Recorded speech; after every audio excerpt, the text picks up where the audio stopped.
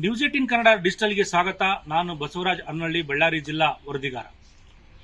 ರಾಜ್ಯದಲ್ಲೇ ಬಳ್ಳಾರಿ ಒಂದು ರೀತಿಯಲ್ಲಿ ಜೀನ್ಸ್ ಕ್ಯಾಪಿಟಲ್ ಹೆಸರು ಕೂಡ ಖ್ಯಾತಿಯನ್ನು ಕೂಡ ಪಡೆದಿರತಕ್ಕಂಥದ್ದು. ಆದರೆ ಜೀನ್ಸ್ ಉದ್ಯಮ ಪದೇ ಪದೇ ಸಂಕಷ್ಟಕ್ಕೆ ಸಿಲುಕಿಗೆ ಒಂದು ಸಿಲುಕತಕ್ಕಂಥ ಪರಿಸ್ಥಿತಿ ಕೂಡ ನಿರ್ಮಾಣ ಆಗ್ತಕ್ಕಂಥದ್ದು. ಯಾಕೆಂದ್ರೆ ಈ ಹಿಂದೆ ಕೂಡ ಕೊರೋನಾ ಸಂದರ್ಭದಲ್ಲಿ ಕೂಡ ಬಳ್ಳಾರಿಯ ಜೀನ್ಸ್ ಉದ್ಯಮ ಸಾಕಷ್ಟು ಸಂಕಷ್ಟಕ್ಕೆ ಒಂದು ಪರಿಸ್ಥಿತಿ ಕೂಡ ಸಿಲುಕಿರ್ತಕ್ಕಂಥದ್ದು. ಈಗ ಮತ್ತೆ ಅದೇ ಪರಿಸ್ಥಿತಿಯ ಕೂಡ ಮುಂದುವರೆದಿರ್ತಕ್ಕಂಥದ್ದು. ಇದಕ್ಕೆ ಪ್ರಮುಖವಾಗಿ ಕಾರಣ ಆಗಿರ್ತಕ್ಕಂಥದ್ದು ಇರಾನ್ ಮತ್ತು ಇಸ್ರೇಲ್ ದೇಶಗಳಲ್ಲಿ ನಡೆದಿರ್ತಕ್ಕಂಥ ಯುದ್ಧದ ಒಂದು ನೇರ ಪರಿಣಾಮ ಬಳ್ಳಾರಿಯ ಜೀನ್ಸ್ ಉದ್ಯಮ ಕೂಡ ತಟ್ಟಿರ್ತಕ್ಕಂಥದ್ದು.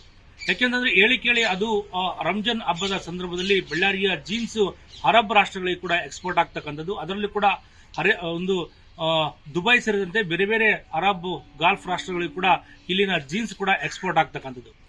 ಆದ್ರೆ ಈಗ ಜೀನ್ಸ್ ಉತ್ಪಾದನೆಯಲ್ಲಿ ಕೂಡ ಸಾಕಷ್ಟು 50% ಇಳಿಕೆ ಕೂಡ ಕಂಡಿರ್ತಕ್ಕಂಥದ್ದು. ಇದಕ್ಕೆ ಕಾರಣ ಆಗಿರ್ತಕ್ಕಂಥದ್ದು ಗಲ್ಫ್ ರಾಷ್ಟ್ರಗಳಿಂದ ಜೀನ್ಸ್ಗೆ ಬಳಸ್ತಕ್ಕಂಥ ಜೀನ್ಸ್ನ ಬಟ್ಟೆ ಮೇಲೆ ಏನು ಕಲರ್ ಏನಿದೆ, ಅಂದ್ರೆ ಕೆಮಿಕಲ್ ಕಲರ್ ಏನಿದೆ, ಆ ಒಂದು ಕಲರ್ ಏನು ಈ ಒಂದು ಜೀನ್ಸ್ ಪ್ಯಾಂಟ್ಗಳಿಗೇನು ಬಳಕೆ ಮಾಡ್ತಾ ಇತ್ತು, ಆ ಒಂದು ಜೀನ್ಸ್ ಪ್ಯಾಂಟ್ಗಳಿಗೆ ಬಳಕೆ ಮಾಡ್ತಂತ ಈ ಕೆಮಿಕಲ್ ಕಲರ್ ಈ ಒಂದು ಗಲ್ಫ್ ರಾಷ್ಟ್ರಗಳಿಂದ ಕೂಡ ಭಾರತಕ್ಕೆ ಕೂಡ ಬರ್ತಾ ಇತ್ತು. ಆದರೆ ಕಳೆದ 15 ದಿನಗಳಿಂದ ಕೂಡ ಸಂಪೂರ್ಣವಾಗಿ ಸ್ಥಗಿತ ಆಗಿರ್ತಕ್ಕಂಥ ಹಿನ್ನೆಲೆಯಲ್ಲಿ ಜೀನ್ಸ್ ಉತ್ಪಾದನೆ ಕೂಡ ಸಾಕಷ್ಟು ದೊಡ್ಡ ಪ್ರಮಾಣದ ಒಂದು ಪೆಟ್ಟು ಕೂಡ ಬಿದ್ದಿರತಕ್ಕಂಥದ್ದು. ಅಮೆರಿಕ, ಇಸ್ರಾಯೇಲ್, ಇದು ಇರಾನ್ದು ಇದು ಏನಾಗುತ್ತೆ ಅಂದರೆ ಪೆಟ್ರೋಲಿಯಂ ಪ್ರಾಡಕ್ಟ್ ನಮ್ಮದು ಎಲ್ಲ ಕೆಮಿಕಲ್ಸು ಅಲ್ಲಿಂದ ಬರೋದು. ನಾವು ಒಂದು 3-4 ತಿಂಗಳು ಕೆಳಗೆ ಆರ್ಡರ್ ತಗೊಂಡಿರ್ತೀವಿ ಒಂದು ಪ್ಯಾಂಟ್ ರೆಡಿ ಆಗಾಕ. ಅವಾಗ ನಾವು ಏನು ತಗೊಂಡಿವಿ ಆರ್ಡರ್ ರೇಟು ಇವಾಗ ಒಂದು 100ಲಿಂದ 150 ರೂಪಾಯಿ ಜಾಸ್ತಿ ಆಗುತ್ತೆ ರೇಟ್. ನಾವು ಆ ಆರ್ಡ್ರಿಗೆ ಕೊಟ್ಟರೆ ನಮಗೆ ಲಾಸ್ ಆಗುತ್ತೆ. ಇಟ್ಟರೆ ನಾವು ಕ್ರೆಡಿಟಿಗೆ ತಂದಿರ್ತೀವಿ. ಇವಾಗ ರಂಜಾನ್ ಹಬ್ಬ ಆದಮೇಲೆ ಎಲ್ಲ ಪೇಮೆಂಟ್ ಮಾಡಬೇಕು. ಅವ್ರಿಗೆ ಹೆಂಗೆ ನಾವು ಪೇಮೆಂಟ್ ಮಾಡಬೇಕಂತೇಳಿ ಲಾಸಿಗೆ ಕೊಡಬೇಕು. ಕೊಟ್ಟರೆ ಮತ್ತೆ ಅದು ನಾವು ರಿಕವರಿ ಹೆಂಗೆ ಮಾಡಬೇಕು, ಅದು ಎಲ್ಲ ಆಲೋಚನೆಗೆ ನಮಗೆ ಏನಾಗುತ್ತೆ ಅಂದರೆ ದೊಡ್ಡ ಒಂದು ಪ್ರಾಬ್ಲಮ್ ಆಗಿಬಿಟ್ಟೈತೆ. ಸೀಸನು ಅದು ಒಂದು ಇವಾಗ ಮಾರ್ಕೆಟ್ಗಳು ಏನಿಲ್ಲ. ಇಷ್ಟು ಪ್ರಾಬ್ಲಮ್ ಇದ್ರೂ ಕೂಡ ಮಾರ್ಕೆಟಿಂಗ್ ಏನಿಲ್ಲ. ಅಲ್ಲಿ ಜೀನ್ಸು 60-70% ನಡೀತಾ ಇದೆ. ಎಲ್ಲ ಪ್ರಾಡಕ್ಟ್ ಹೋಗಬೇಕು. ಆದಮೇಲೆ ಗೌರ್ಮೆಂಟ್ಲಿಂದ ನಮಗೆ ಏನೋ ಒಂದು ಸಬ್ಸಿಡಿ, ಟ್ಯಾಕ್ಸಲ್ಲಿ, ಕರೆಂಟ್ ಬಿಲ್ಲಲ್ಲಿ, ಲೇಬರ್ಸಿಗೆ ಏನಾನೋ ಒಂದು ಕೊಟ್ಟರೆ ನಮಗೆ ಸ್ವಲ್ಪ ಅದರ ರಿಕವರ್ ಆಗುತ್ತೆ ಅಷ್ಟೇ. ಯಾಕೆಂತಂದ್ರೆ ಒಂದು ಕೆಜಿ ಈ ಒಂದು ಕಲರ್ಗೆ 40 ರೂಪಾಯಿ ಸಿಗ್ತಾ ಇರ್ತಕ್ಕಂಥ ಕಲರ್ ಈಗ ಅದು 3 ಪಟ್ಟು ಕೂಡ ಹೆಚ್ಚಾಗಿರ್ತಕ್ಕಂಥದ್ದು. 150 ರೂಪಾಯಿ ಕೆಜಿ ಕೂಡ ಈಗ ಸಿಗ್ತಕ್ಕಂಥ ಪರಿಸ್ಥಿತಿ ಕೂಡ ನಿರ್ಮಾಣ ಆಗಿರ್ತಕ್ಕಂಥದ್ದು. ಅಷ್ಟೊಂದು ವೆಚ್ಚ ಮಾಡಿ ಜೀನ್ಸ್ ಉತ್ಪಾದನೆ ಮಾಡ್ಲಿಕ್ಕೆ ಕೂಡ ಜೀನ್ಸ್ ಒಂದು ಮಾಲೀಕರು ಕೂಡ ಹಿಂದೆ ಮುಂದೆ ನೋಡ್ತಕ್ಕಂಥ ಪರಿಸ್ಥಿತಿ ಕೂಡ ನಿರ್ಮಾಣ ಆಗಿರ್ತಕ್ಕಂಥದ್ದು.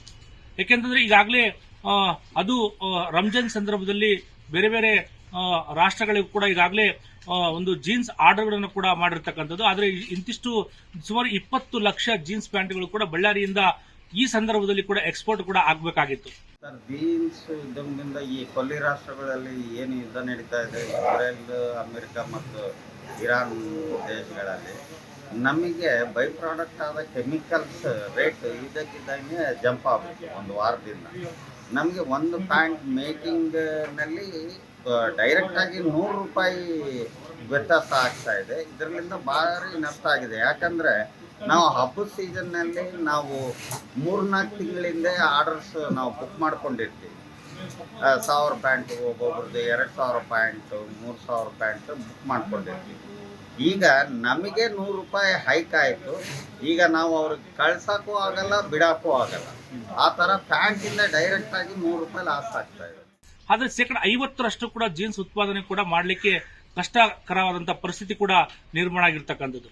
ಇದರಲ್ಲಿ ಕೂಡ ಇದು ಒಂದು ಕಡೆ ಆದರೆ ಪದೇ ಪದೇ ಜೀನ್ಸ್ ಉದ್ಯಮದ ಮೇಲೆ ಈ ರೀತಿಯಾದಂತಹ ಜೀನ್ಸ್ ಒಂದು ಆರ್ಥಿಕ ಚಟುವಟಿಕೆಯ ಮೇಲೆ ಕೂಡ ಸಾಕಷ್ಟು ಒಂದು ಪರಿಣಾಮ ಬೀರ್ತಕ್ಕಂಥದ್ದು ಕೂಡ ನಡೀತಾ ಇರತಕ್ಕಂಥದ್ದು. ಯಾಕೆಂದ್ರೆ ಹಿಂದೆ ಕೊರೋನಾ ಸಂದರ್ಭದಲ್ಲಿ ಕೂಡ ಸುಮಾರು 2 ವರ್ಷಗಳ ಕಾಲ ಜೀನ್ಸ್ ಉದ್ಯಮ ಸಂಪೂರ್ಣವಾಗಿ ನೆಲಕಚ್ಚುವ ಮಟ್ಟಕ್ಕೆ ಜೀನ್ಸ್ ಉದ್ಯಮ ಕೂಡ ನೆಲಕಚ್ಚಿರ್ತಕ್ಕಂಥದ್ದು. ಯಾಕೆಂದ್ರೆ ಬಳ್ಳಾರಿಯ ಜೀನ್ಸ್ ಹೇಳಿ ಕೇಳಿ ಅಂದ್ರೆ ಗಣಿ ಎಷ್ಟು ಇಲ್ಲಿ ಪ್ರಸಿದ್ಧನೋ ಅಷ್ಟೇ ಜೀನ್ಸ್ ಕೂಡ ಅಷ್ಟೊಂದು ಒಂದು ಖ್ಯಾತಿಯನ್ನು ಕೂಡ ಪಡೆದಿರ್ತಕ್ಕಂಥದ್ದು. ಇಡೀ ರಾಜ್ಯದಲ್ಲಿ ಅತಿ ಹೆಚ್ಚು ಜೀನ್ಸ್ ಉತ್ಪಾದನೆ ಆಗ್ತಕ್ಕಂಥದ್ದು ಬಳ್ಳಾರಿಯಲ್ಲಿ. ಆ ನಿಟ್ಟಲ್ಲಿ ಕೂಡ ಇಲ್ಲಿ ಸಾವಿರಾರು ಸಂಖ್ಯೆಯಲ್ಲಿ ಒಂದು ಪ್ರತ್ಯಕ್ಷ ಪರೋಕ್ಷವಾಗಿ ಸುಮಾರು 30-40 ಸಾವಿರ ಜನ ಕೂಡ ಈ ಒಂದು ಜೀನ್ಸ್ ಉದ್ಯಮವನ್ನೇ ನಂಬಿ ಜೀವನ ಮಾಡ್ತಕ್ಕಂಥದ್ದು.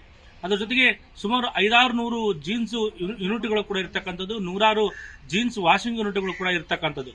ಆದರೆ ಇಲ್ಲಿ ಈ ರೀತಿಯಾದಂತಹ ದಿಢೀರ್ ಅಂತೇಳಿ ಏನು ಇರಾನ್ ಮತ್ತು ಇಸ್ರೇಲ್ ನಡುವೆ ಯುದ್ಧ ಪ್ರಾರಂಭ ಆದ ನಂತರ ಇಲ್ಲಿ ಬರ್ತಕ್ಕಂಥ ಕಲರ್ ಏನು ಕೆಮಿಕಲ್ ಕಲರ್ ಇತ್ತು ಸಂಪೂರ್ಣವಾಗಿ ಸ್ಥಗಿತ ಆಗಿರ್ತಕ್ಕಂಥ ಹಿನ್ನೆಲೆಯಲ್ಲಿ ಈಗ ಜೀನ್ಸ್ ಉತ್ಪಾದನೆ ಮೇಲೆ ಕೂಡ ಸಾಕಷ್ಟು ಒಂದು ಪರಿಣಾಮ ಕೂಡ ಬೀರಿರ್ತಕ್ಕಂಥದ್ದು. ಸುಮಾರು 50% ಕೂಡ ಜೀನ್ಸ್ ಉತ್ಪಾದನೆ ಮಾಡದೇ ಇರತಕ್ಕಂಥ ಪರಿಸ್ಥಿತಿ ಕೂಡ ನಿರ್ಮಾಣ ಆಗಿರ್ತಕ್ಕಂಥದ್ದು. ಆ ನಿಟ್ಟಿನಲ್ಲಿ ಕೂಡ ಸಾಕಷ್ಟು ಜೀನ್ಸ್ ಯೂನಿಟ್ಗಳು ಕೂಡ ಬೇರೆ ಬೇರೆ ರಾಷ್ಟ್ರಗಳಿಗೆ ಜೀನ್ಸ್ ಅನ್ನ ಕಳಿಸಲಿಕ್ಕೆ ಒಂದು ಮುಂಗಡವನ್ನು ಕೂಡ ಪಡೆದಿರ್ತಕ್ಕಂಥದ್ದು, ಆರ್ಡರ್ಗಳು ಕೂಡ ಸಿಕ್ಕಿರ್ತಕ್ಕಂಥದ್ದು.